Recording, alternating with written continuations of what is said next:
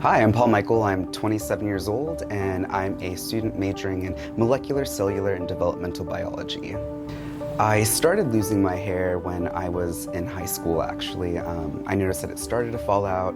It wasn't too surprising because all of my family, even on the women's side, were thinning or bald. But I noticed that by the time I was 23, I really was just super thin on top, and I had mastered this comb over, but it just wasn't enough. I decided to start wearing hair. I actually found CNC, and it's changed my life. I don't worry about going swimming anymore. I don't worry about being at the gym anymore.